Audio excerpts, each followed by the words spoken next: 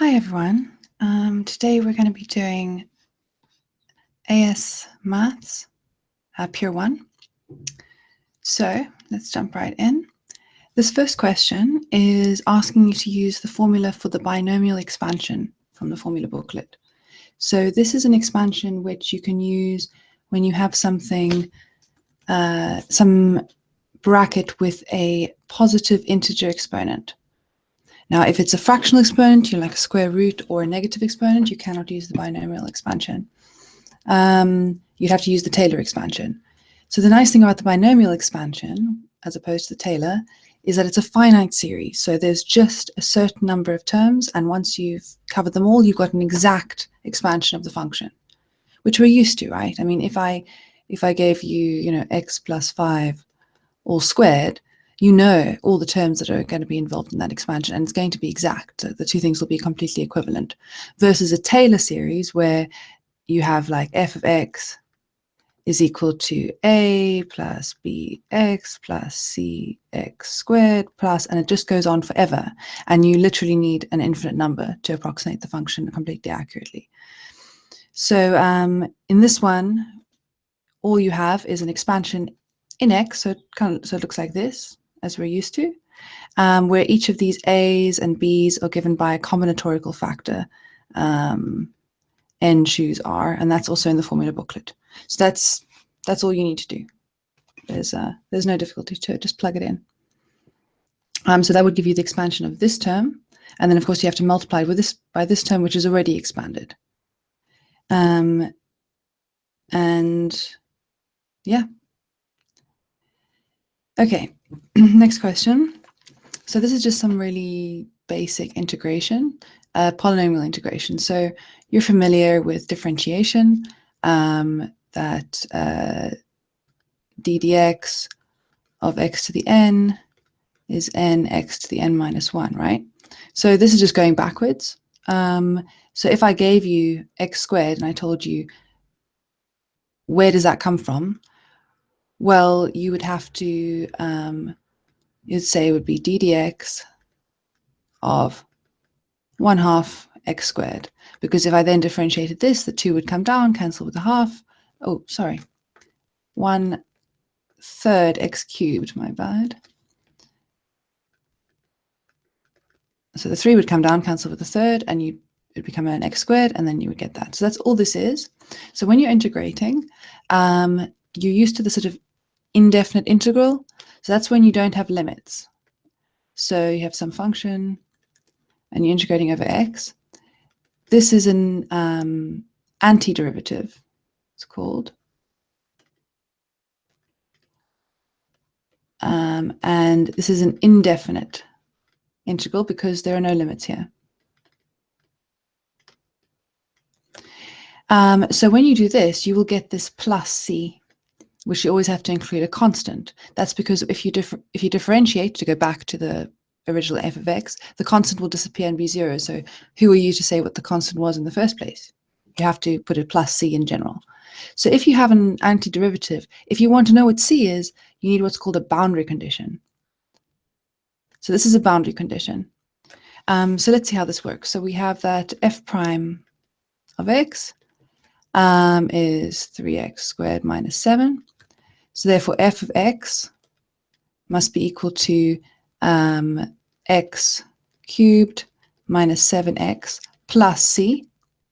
And this boundary condition gives us that when x is 3, f of x, this function, is 5. So we have 5 is equal to 9 minus blah, blah, blah, blah, blah. You solve for c, and that's all you have to do, 3 marks. Okay, this one, it's pretty simple. This is rearrangement. The only subtlety, I guess, is that you'll get a polynomial in x squared, 4x to the 4th plus x squared minus a half. And this half comes from the fact that it comes from this using the special triangle. So you'll end up with the sine of pi over 6. Pi over 6 being 30 degrees, so this one up here. So this is 1, 2, square root 3. And so you get a half. That'll be the sine of pi over 6. So you end up with this quadratic polynomial. You solve for x squared, and you get that x squared is equal to a quarter or minus a half, and they want you to recognize that because it's x squared and x is an element of the reals, so the square root of x, so x squared cannot be negative if x is real. So they want you to only isolate this single. You get a point for that. Okay, question 4.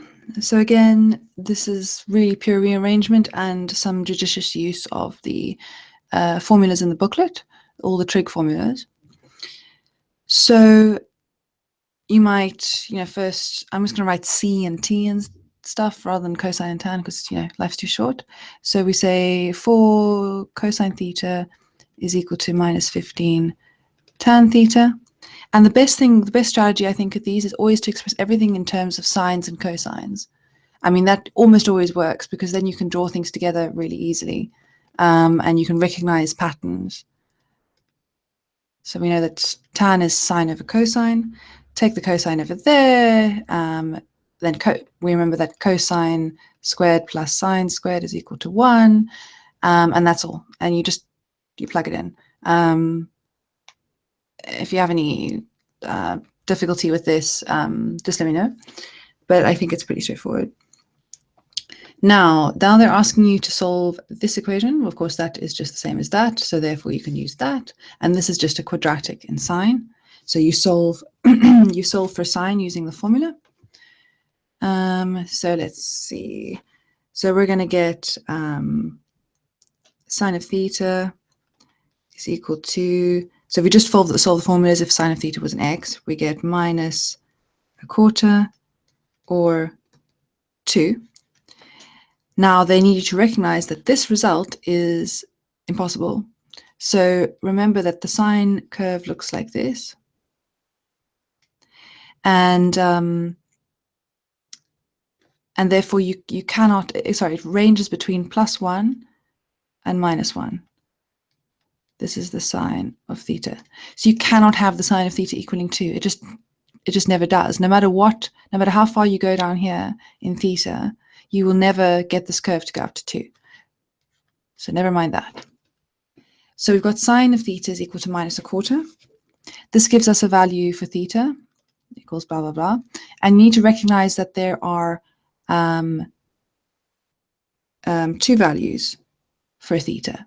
So you'll have your one value here.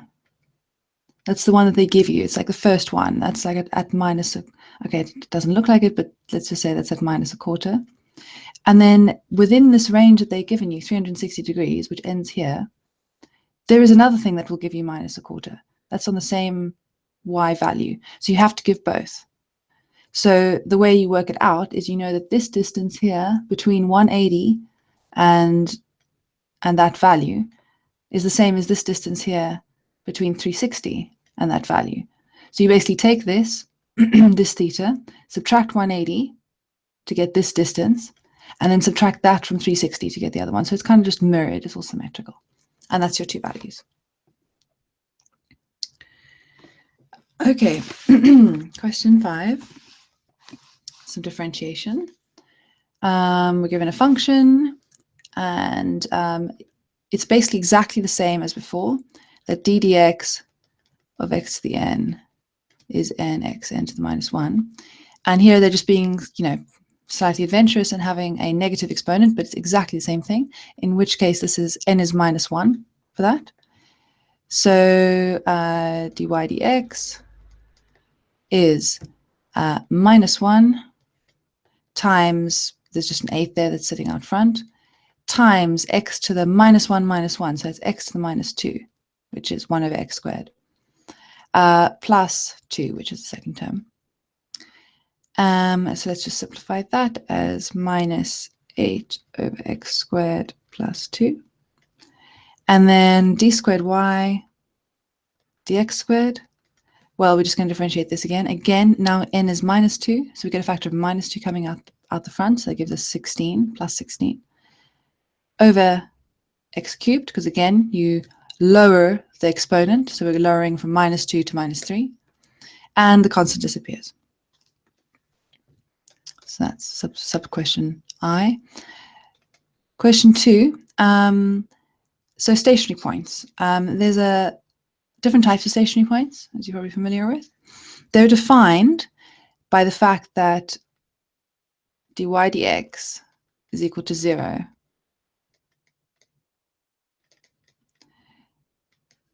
Now, that's kind of why they're called stationary points. If you think of, some basic physics where the derivative of the position is the velocity, right? So when the velocity is 0, the object is stationary. It's kind of that sort of intuition for it. So this can mean a lot of things. When is the first derivative 0? Well, the first derivative is just the slope of the line.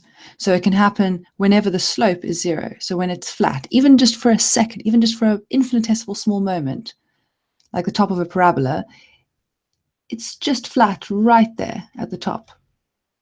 Or maybe it's a parabola like this, less pointy. I mean, that's ridiculously pointy, but whatever. Just over there, it's 0. So in this sense, maxima and minima have 0 slope. You also have what's called saddle points.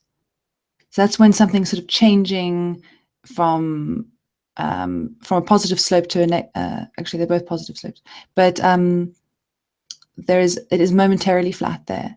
So it's positive, positive, positive goes to 0, and then it increases again. Whereas here it was positive, positive, positive, negative, negative, negative. So it's passing through 0 on its way from positive to negative, the slope, I mean. And here the slope is positive, positive, positive, negative, negative, negative. Sorry, the other way around. Negative, negative, negative, positive, positive, positive. Here it's positive and then it sort of stays positive, but just sort of goes to 0 and then up again. So this is how, mostly you won't focus on saddle points, you'll be looking at maxima and minima and how to tell the difference. So this is the understanding that you need, is that here the slope is 0 at that point. Before it is positive, and after it is negative. So the slope is decreasing. The original function is the parabola, but the slope is decreasing. So let me imagine that I graph the slope. At some point it is 0. It starts off positive, and then it becomes negative. So this is the slope.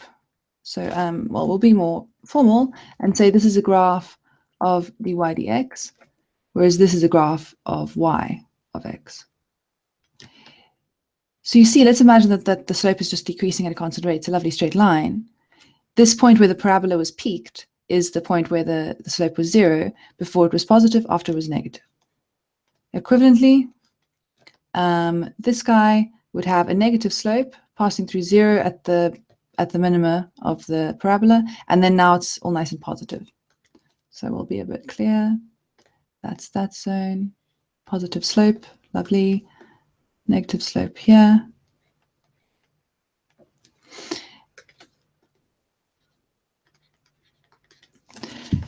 So if something is, what does the slope of the slope look like? What does that look like to you? Well, it looks negative. It looks like a negative slope. And here, it looks like a positive slope. So we're talking about the slope of the slope now. So if I call my function dy dx, I call it g of x. This is now just a straight line function. I don't even have to know that it came from the slope of a parabola. It's just a straight line function. Well, how do I find the slope of that? I take the derivative. So I take the derivative of g, which is the second derivative of y. So d squared y dx squared. This tells us about the slope of the slope.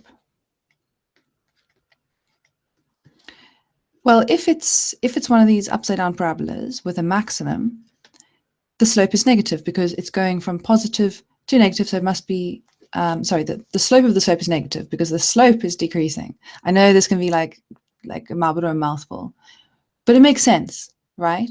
So all you have to do is think of what's happening to the slope and then kind of say what direction it is, and you'll immediately see what the second derivative has to be. So here the second derivative is going to be negative because the slope of the slope is negative. So d squared y dx squared less than 0. This is going to be a maximum. D squared y dx squared greater than 0. Minimum, that's this guy. You can also get ones where the second derivative is equal to 0, and that is one of these saddle points. Because if you look at a graph of the slope of the slope, this is just side information, but you never know, it might come up. If you look at the slope of the slope, it's, we're using red for positive. It's positive, right? So it's getting less positive. So it's coming down. But then once it hits 0, it gets positive again. So it kind of does this. So you see that the slope itself is a parabola, and at that point, the slope of the slope is 0. So the second derivative of the original function will be 0 at that point, and that's what a saddle point is all about. Back to this question, they're asking you to find the coordinates of the stationary points. So the procedure is set this thing equal to 0. So that's step 1. Solve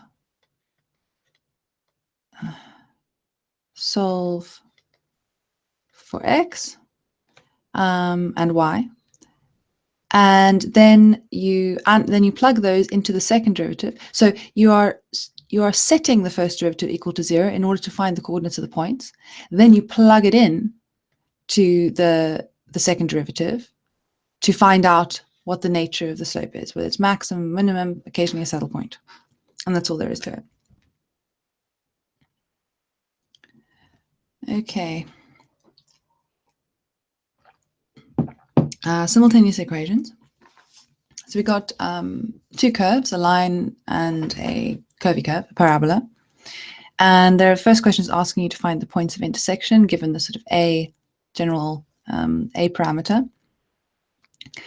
This it's only worth 1 point. You know how to do this. You just set y is equal to y. So you can just, if they want you to justify it, maybe you could say something like for a point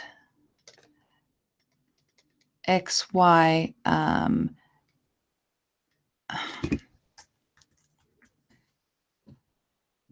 at the intersection, okay, it's a terrible way of phrasing it, but let's just say something like x, y obeys both equations. So this is the essential idea, is that some x and y, some point, if it lies on both curves, that y will obey the x and y, the relationship between them will satisfy this equation and that equation. So therefore you set the y's equal to each other. You know that the x's will be equal. Sort of the expressions for x, this is going to be equal to that because the y's are equal. So therefore those sides are equal. So all you do is you set it equal to each other, x squared. You take the 3 over there, so you get minus 4x plus 3 minus a is equal to 0, which is the equation they want. So I mean, 1 point is barely worth 1 point, but if they want you to justify it. Okay, so now they're saying that in the case where the line intersects the curve at 2 points, they're asking you to find one of them. So we're just going to solve for x here. So we get the formula, out, and we find that x is equal to, well, we'll just look at this, 2 plus or minus the square root of 4 minus 3 minus a. So you have to be a little bit thoughtful and realize that they've given you one of the points of intersection. Actually, you know what? I'm being unnecessarily complicated and mysterious. Let's just solve for a first. So we've got that the x-coordinate of the first point is -1. So that allows us to solve us for a, right? Because we've got this equation, this will give us two answers for x, but both of them will be suitable for, they'll need the same a.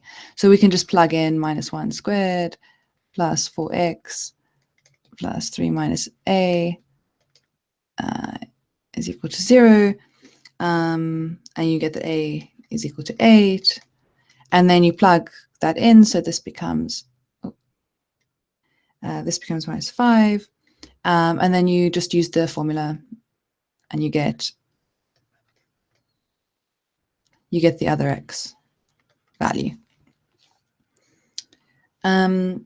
So if you, now they're asking for a different scenario. So in this case, we had, I don't know where the maximum is. So, okay, wait, this is stationary points, min, max.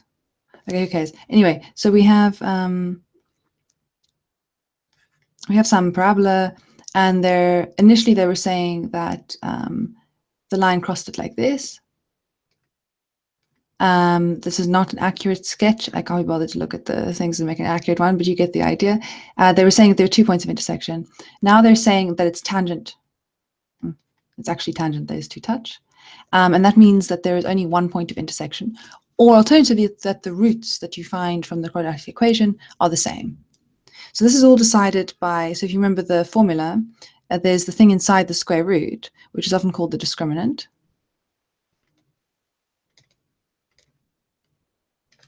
And that's b squared minus 4ac. And this will tell you the nature of the roots. So del greater than 0, two roots, and each root represents two roots, different two roots. Different and real. I mean, we're all working the reals here. So del less than 0, you're going to get the square root of a negative number. That means no real roots. It always used to confuse me in school where they would insist on saying real, and they wouldn't actually explain to us what the alternative was. But of course, they're complex roots, but for that you need to be in like a complex plane. And here we're all dealing with the real plane. So there are no roots in the sense. So what the situation is like so. It doesn't touch it at all. Just goes on forever. They never meet. Del is equal to 0. Well, that means that the square root is the square root of 0, which is 0. So the formula, which looks like, minus b over 2a plus or minus the square root business. If this is all 0, then there is no plus or minus. There is no like two different possibilities. There is only one possibility, which is minus b over 2a. So therefore, this is tangent because there is only both roots the same. So that's the situation. There's only sort of one place where they touch, and both of those roots give you that result. So in this case, they're saying that the line is tangent. Well, that just means that's this situation. So we know that b squared minus 4ac is 0. And in our case, well, you can solve it. You get that 4 minus 3 minus a is equal to 0. That's the discriminant, which gives us that a is equal to minus 1. And then you plug that in, and you to the formula, you get that x is equal to 2, and then you choose to plug this x back into, you can pick which formula you prefer.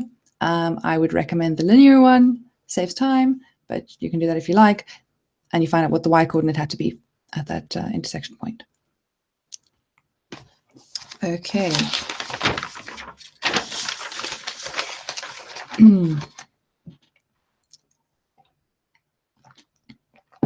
So this next one is heavy-duty geometry. It takes a little bit of thought, at least I found it so, unless you really love geometry. but it's really, all the information is there. You have to trust that they've given you all the information that you need, even if it looks like you're missing something.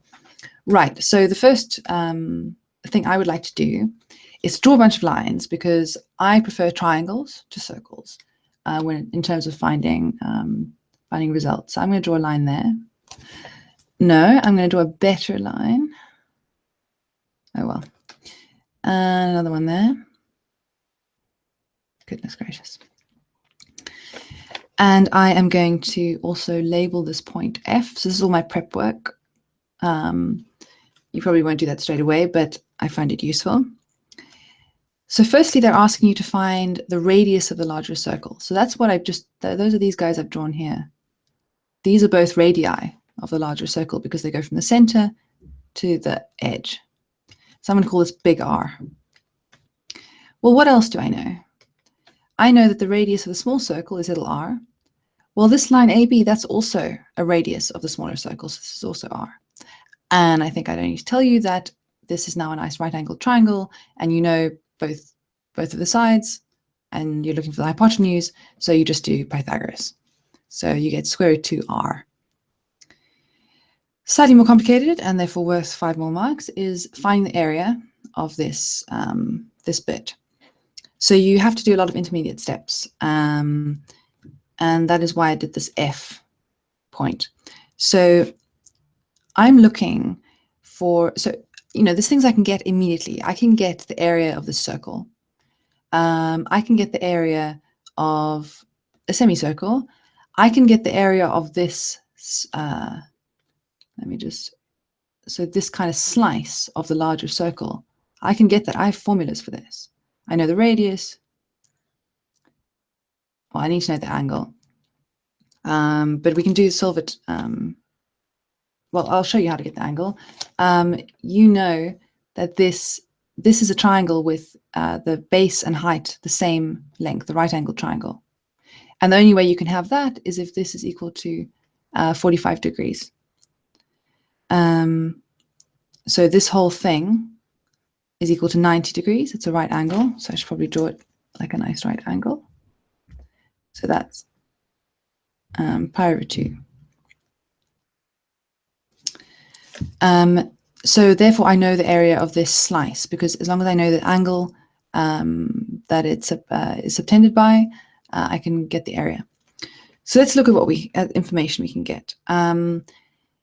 So this CBDF, this sort of slice, the area is, so say CBDF, which I've chosen to be orange. This area is 1/2 r squared theta, where theta is just pi over 2. So it's 1/2, and then r we said was square root 2 of little r, all squared, times pi over 2. So that area is pi r squared over 2. Okay, does this help us? Well, let's see. So now I'm going to look at this triangle CBDA. So this kite shape, purple, and so many colors. So this guy now. So area of CBDA. Well, that's not really a problem. Triangles are old news. We get that this is 1/2 base times height. It's 1/2 times 2r times r, which is r squared. Now we can start getting somewhere.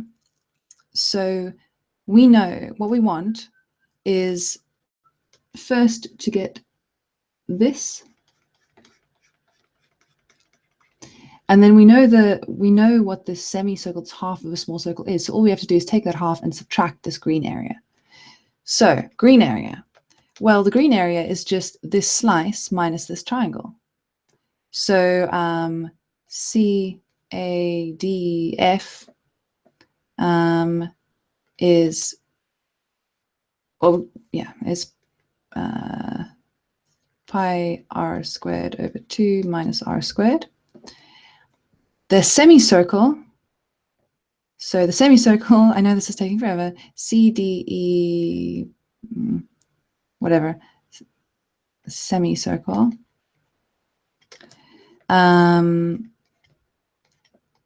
is just going to be pi r squared over 2, half of the area of a circle of radius r. So our final area is pi r squared over 2 minus this green area, pi r squared over 2 minus r squared, which is just r squared. And that's the answer. So what do we do here? We were very clever and, well, in fact, we just worked out everything we possibly could and saw if it would allow us to find out the area we needed. So we had to draw these radii. So that's a good thing to do. If you see places where you can join 2 points by a radius and they haven't done it for you, draw that radius in, because that is a quantity you know, and you probably can use it to form a nice triangle or to help you solve for stuff. So they didn't label this guy as little r, even though we knew it is the radius. So do that. And they didn't draw in the radii of the larger circle. So do that. And that gives us this beautiful right-angled purple triangle, which really helped us along the line.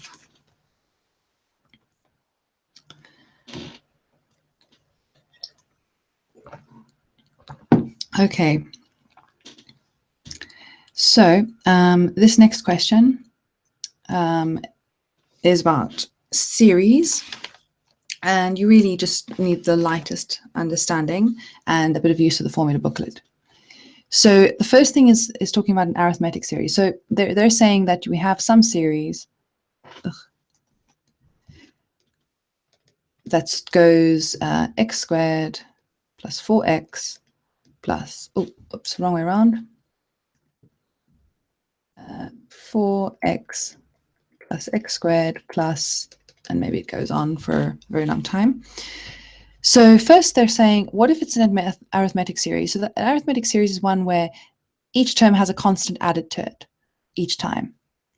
So it'll look like a naught plus a naught plus some constant plus a naught plus 2 copies of that constant plus blah, blah, blah, blah, blah.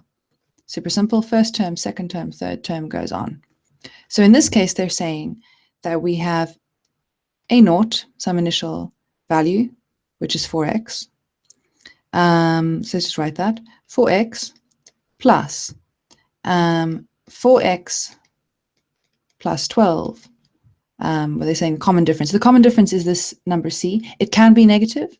So if they say the common difference is plus 12, it means you're adding 12. If they say the common difference is minus 12, you're subtracting 12. So it's not just the pure absolute value of the difference. It has a meaning that it's plus. So they're saying the series runs something like this.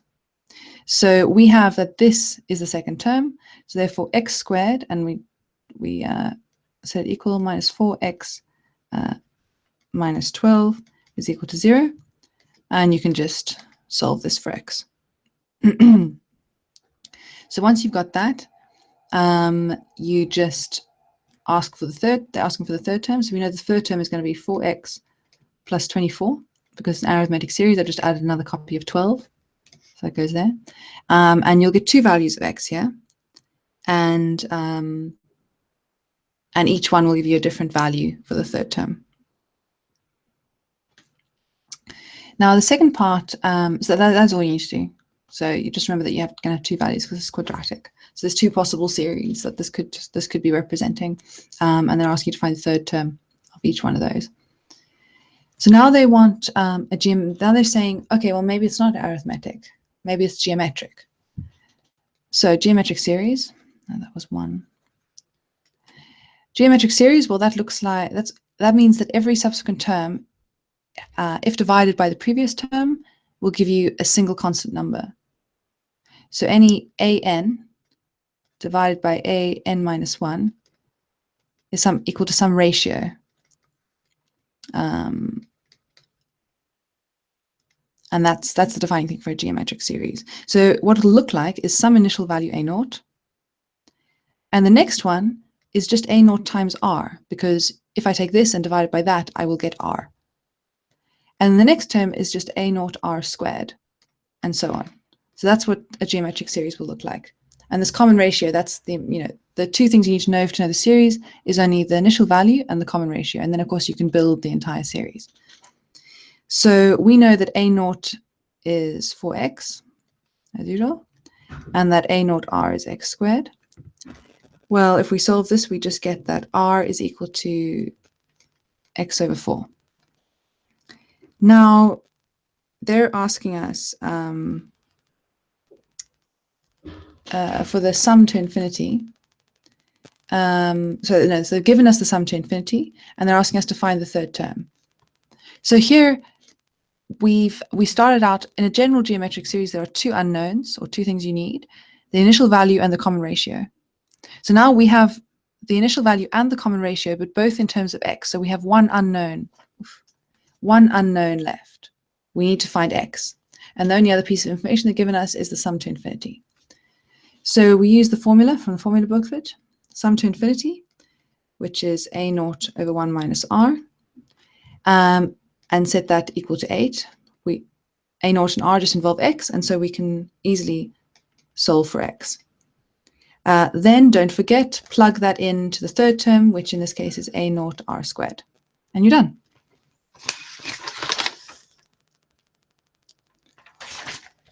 Okay, question 9. First question. This is the technique called completing the square. So we'll just go through it again.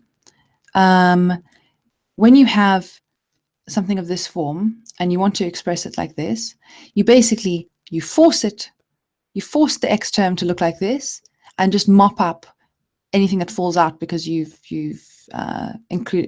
over extended yourself. So what I mean by this, first isolate whatever is in the x. So we have minus, so whatever has an x term, minus x squared minus 6x minus 5 is equal to 0. So I want this to come from something squared, x plus or minus a squared. So what? So this is obviously going to be the x, the leading term, the x squared term. This one is going to come out of the x being multiplied by a, and we always get two of those when you have a bracket squared, right? So I want this thing to be half of that, so that I will get two copies coming out, and it'll add up to 6. So I know that this has to be x minus 3 all squared. But what else do I get when I have a bracket like this? Well, I get a constant term as well. So I'm going to have, this thing is going to lead to a constant term, which wasn't there to begin with. So there was the minus 5 from before, but now this thing is going to give me an extra, well, this is going to be plus 9, and there's a minus, so there's going to be an extra minus 9. So I need to add 9. And now this is correct. Now this is exactly the same as that original expression. And we've expressed it in this form. Except that, of course, this we're just going to express as plus 4. And that's, 3 marks in the bag. So just remember, you just look at the x terms, make a bracket which will be suitable to produce those, and then mop up the remainder. Okay, so the next bit is about functions in a sort of slightly more abstract way. They like this kind of question. So we have a parabola. You can see there's a negative sign. In fact, well, okay, it's this guy. So we've already worked out what it is. We have our parabola. So just a note on this function notation. So this is the name of the function. It's called f. So sometimes you say f of x. You're probably quite familiar. Equals blah, blah, blah. But another way, more formal set notation is it's map notation. So the function is also known as a map. It's the map from something to something else, right? I give you an x, you give me an f of x. I give you an x, you give me a y. That's what a function is. You feed some stuff in. Maybe there's a bunch. Maybe it needs several things. Maybe it's a function of x and z, and it gives you something. but it's always a map. Now you get different types of maps. You get maps which are one-to-one. So people often draw it like this.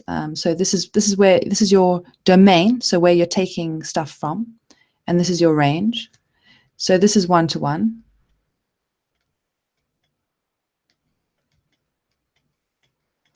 No problem, lovely. You can also get many-to-one functions. That's when you have a couple of things here and they both map to the same thing, which is the case for a parabola, right? Because if I have y is equal to x squared, then both 2 and minus 2 will give me a y value of 4.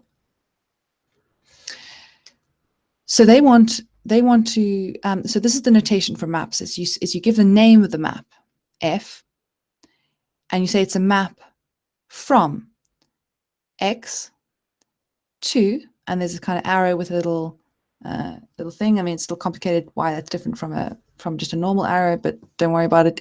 This is just the way they phrase it. It maps, if I give you an x, you will give me, so if you are f, you will give me minus x squared plus 6x minus 5. So this is something I take from the domain, and this is what will get spat out in the range. So what they're saying is that this is only defined. So when we say it's only defined, it doesn't mean that you couldn't define it somewhere else. You could if you wanted to, but the person who's created this function in the function factory has said, I only want this function to work when for the domain x is greater than or equal to m. I don't want you ever to put in numbers that are less than m. So it's like when you buy a Apple iPhone or something and it won't let you do stuff to it, even though you physically could. You want to add, a certain app or change some setting or whatever, and Apple says no. We've decided that you can't. So that's what the factory function maker has done. He said, I don't care if it makes sense to put in numbers that are less than m. This function just will not work. I refuse. It's stamped.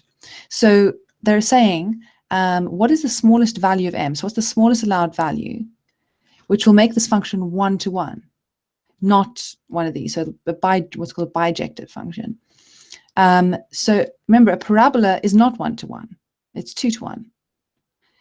So if we think of this parabola, it might be worth getting familiar with this this notation where that's the whole point of completing the square, is if you get things into this form, you can sort of easily tell by inspection where the maxima or minima are. So in this case, it's going to be a maxima because this is a downward facing parabola because of the negative sign.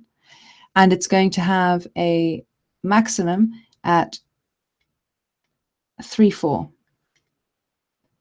So it's gonna come up like that somehow. No more detail than that. So if you look at this parabola and you say, okay, this is the x value, and I wanted to take in x's and spit out y's, but all the way, if I just let it range wherever x is, there's going to be 2 values of x which give me 1, 2 values of x which give me 2 and 3 and 4.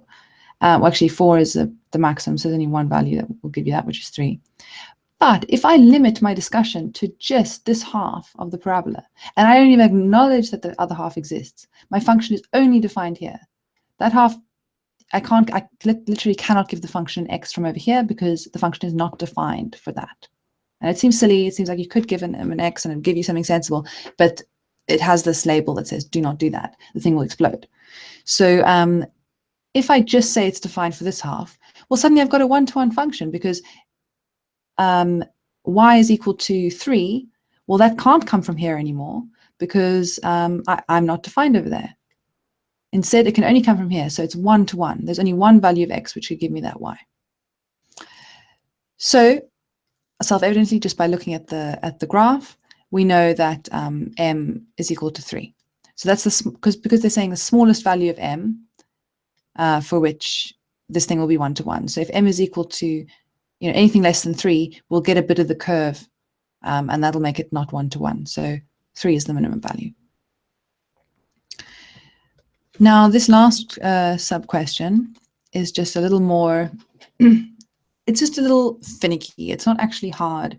They're just being a bit mean, and well, you'll see. Maybe it's absolutely fine for you. So they're saying now that m is equal to 5.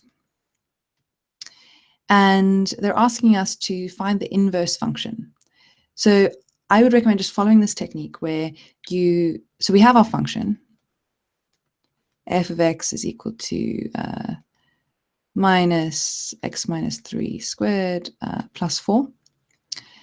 And set that equal to y. So we don't have to write, you can just write y instead of f of x. Then you solve for y in terms of x. And in this case, we will get y. Sorry, we already have y in terms of x. Nonsense. We solve for x in terms of y. So we kind of reverse it. So usually this function says, if I give you an x, what y do I get? And now we're saying, what y do I have to get in order to get an x that I want? Sorry, in order to have, yeah, well, we'll see. We're reversing it. So the input becomes the output and the output becomes the input. So here, x is now equal to 3 plus or minus the square root of 4 minus y. And now the subtle thing over here is to recognize that x has to be greater than 5. And so you have to take the positive root here. You cannot have, because this is 3, and if you subtract something, it's always going to be less than 3, which is less than the minimum value of x. So no good. So this has to actually be equal to 3 plus the square root of 4 minus y. And y has to be sufficiently large that this thing is now 5 or above, right? So x always has to be greater than 5. Therefore, this thing must be greater than 5.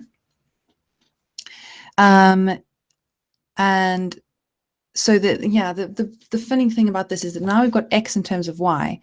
Now they're asking us for f to the minus 1, so inverse function, as a function of x. So really, this is a function of y. This is x as a function of y.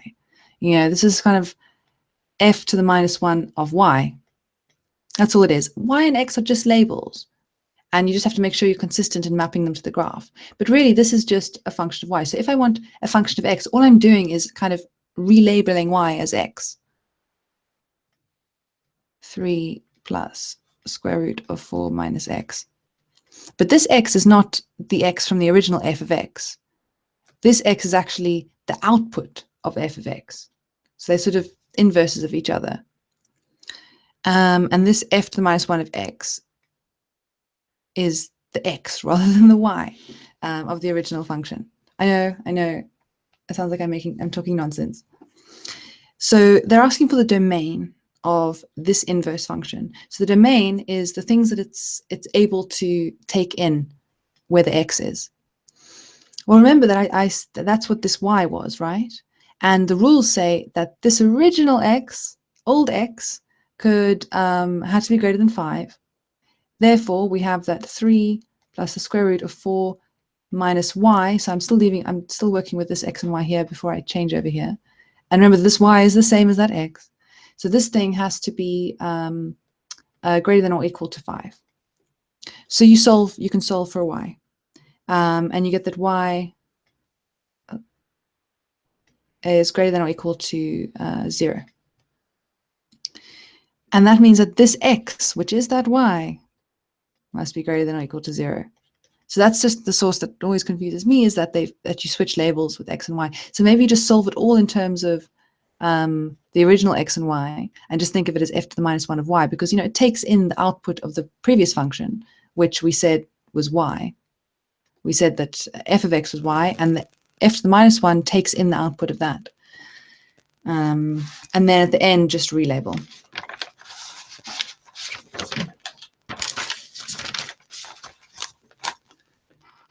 Okay, vector question. Don't let it intimidate you.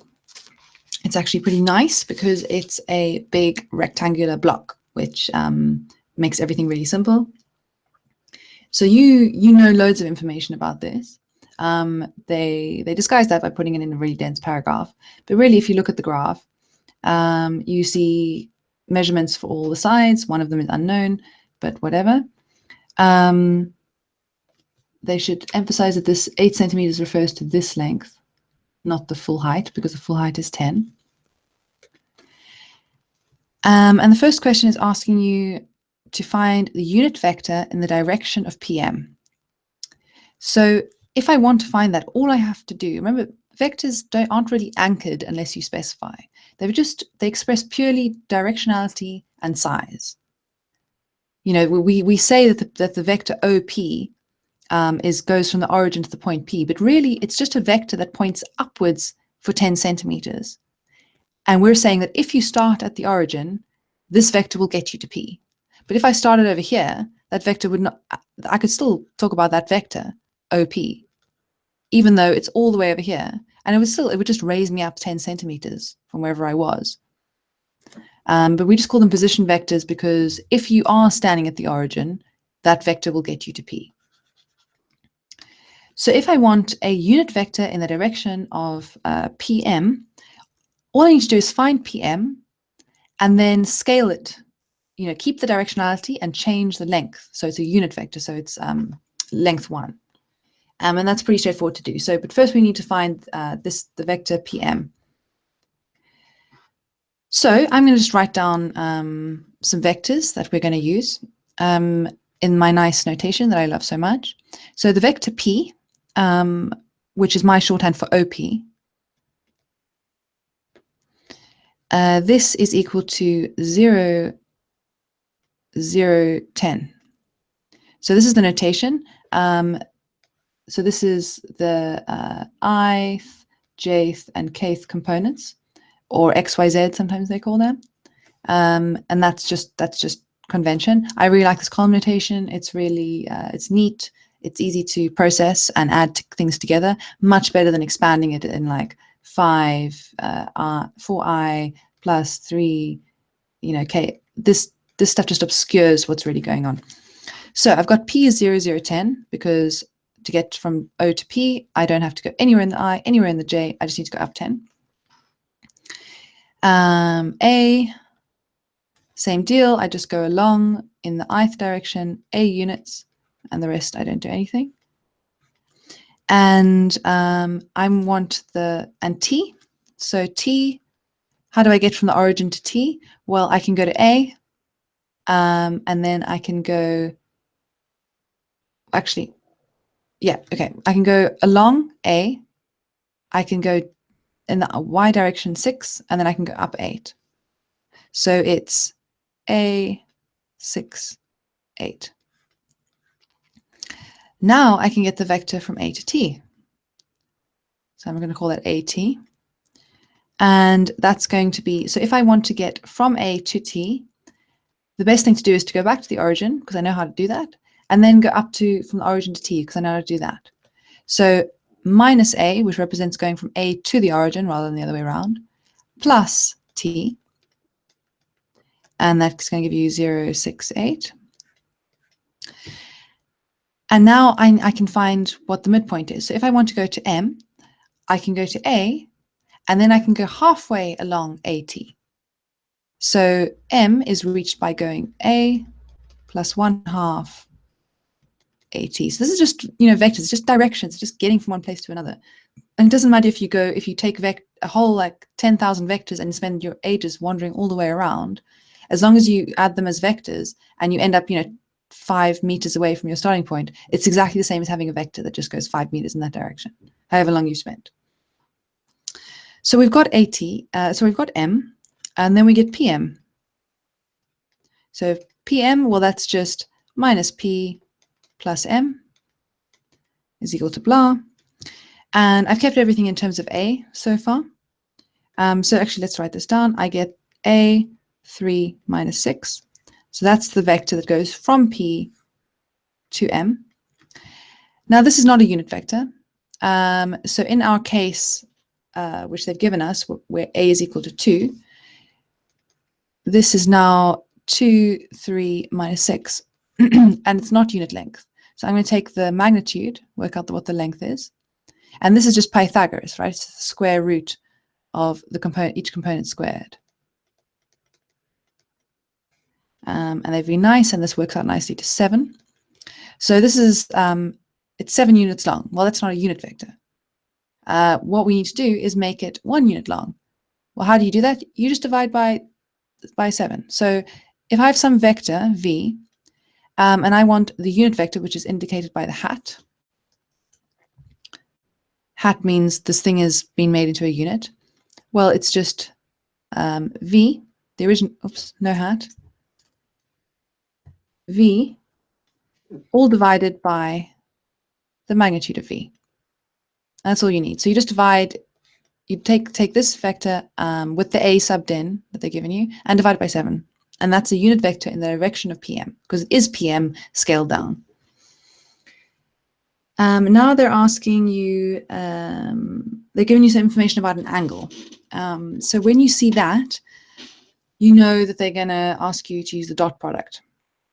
We talked about the dot product before. So there are two, just to review, and I will try and get rid of all that. So the dot product has two ways to be expressed. You can express it in terms of the components. So A dot B is A1 B1 plus A2 B2 plus blah, blah, blah, which these could be any dimension. And these are each component, first and second. But it's also equal to the magnitude of A times the magnitude of B times the cosine of the angle between them. So all these questions are all about comparing these two expressions for the dot product. So what they've given you is the angle ATP. So ATP. So imagine that there is some vector PT and there is some vector AT, and the angle theta is the one there. So really, it's the angle between these two vectors. So we've already got AT, and maybe we want PT. So we have that PT is minus P plus T as usual, and then you take this. And remember, now we don't know what A is because we're finding the value of A. So we've got PT, we've got AT.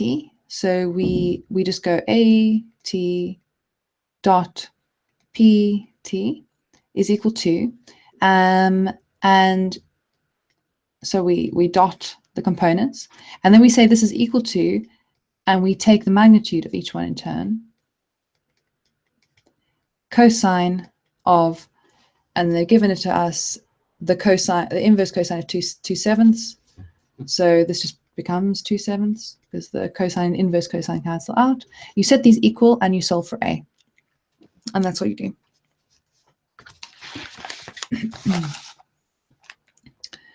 Okay, final question. Integration.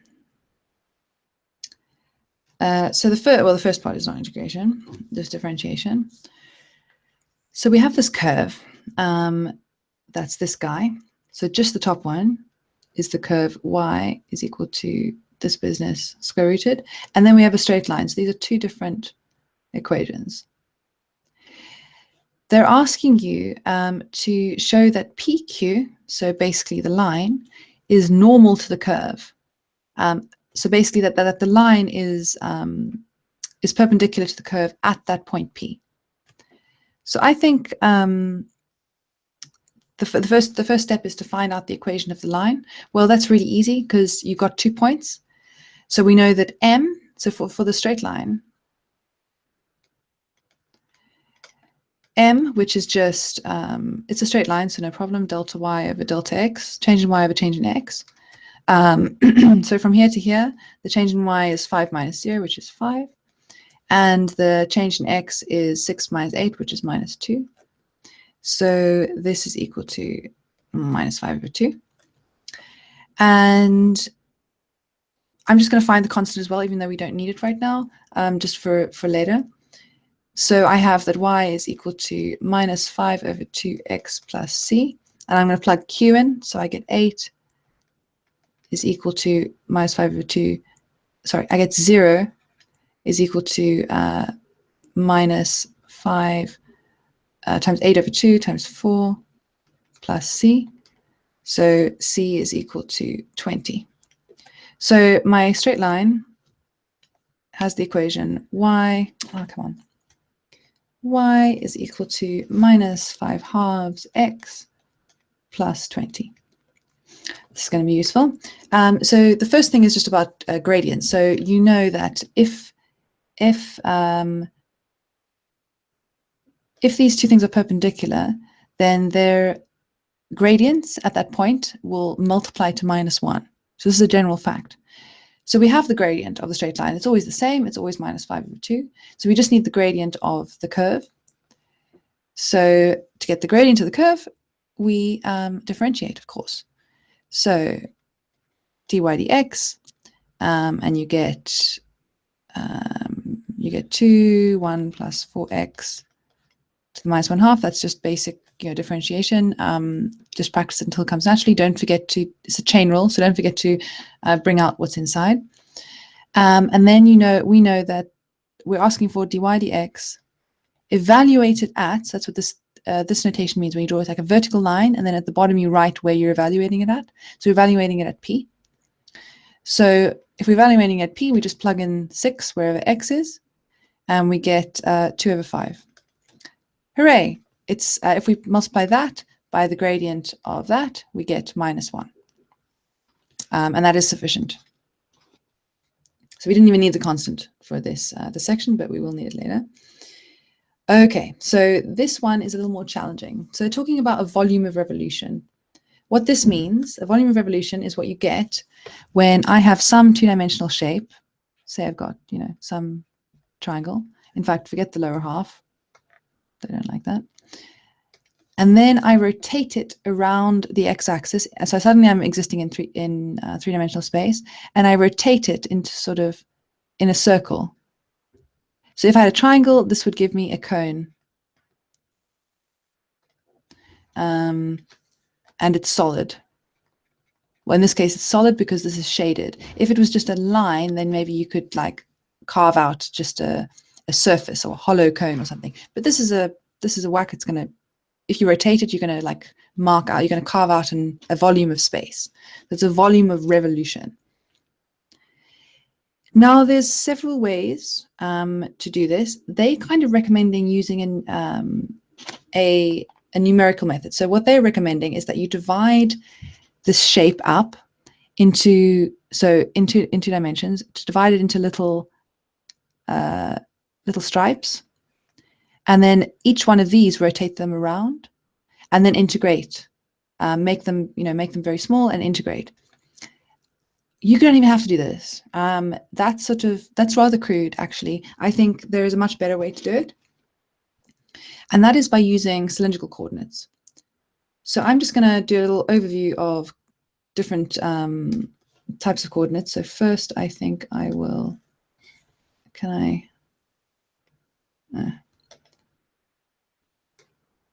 Oh, that's annoying.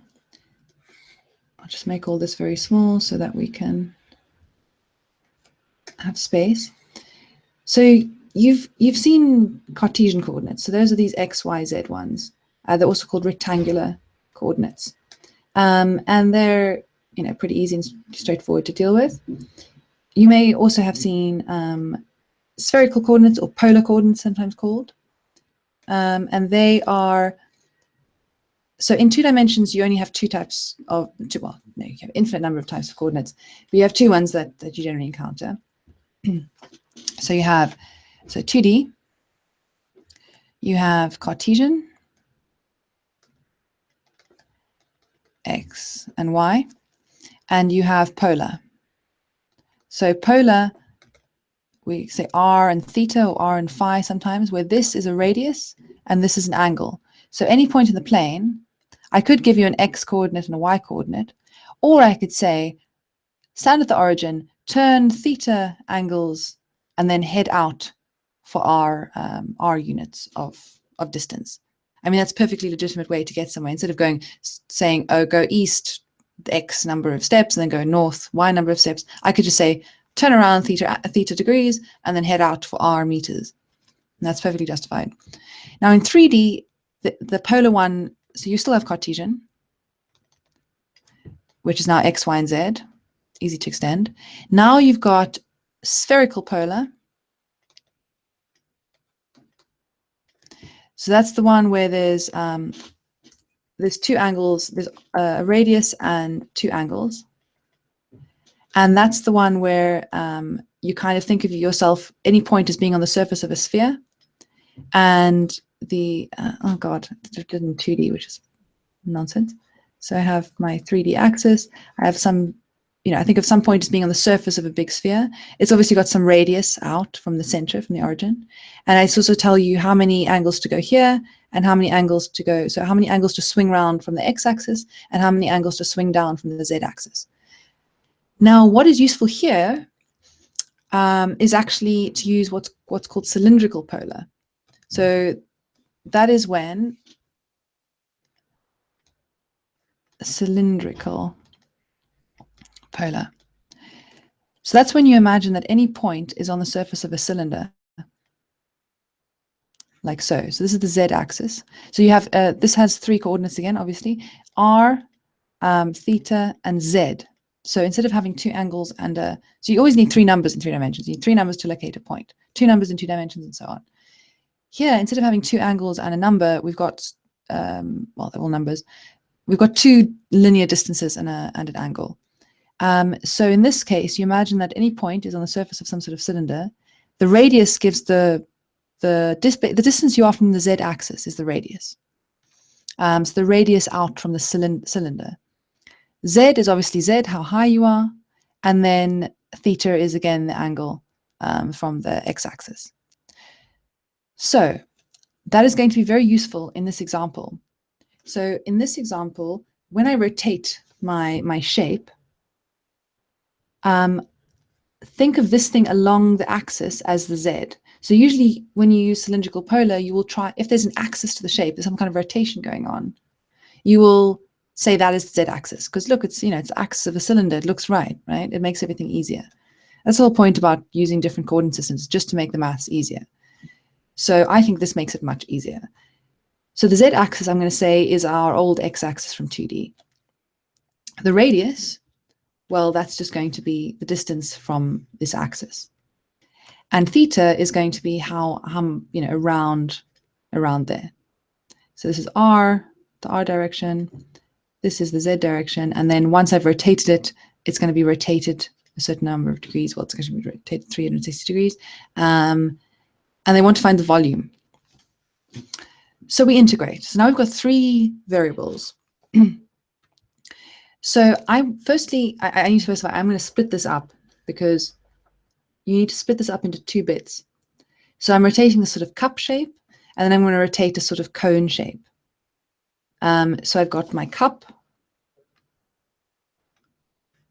which gets rotated, plus this sort of cone, because they're two different functions, and it's, that's how you integrate it. So my volume, the volume in this kind of space is given by the integral over theta, integral, so we're integrating over all three variables, integral over z, integral over r, and then you got to stick r there.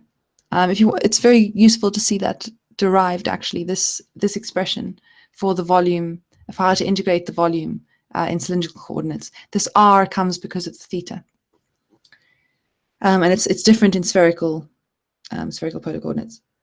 So this is how I will get a volume.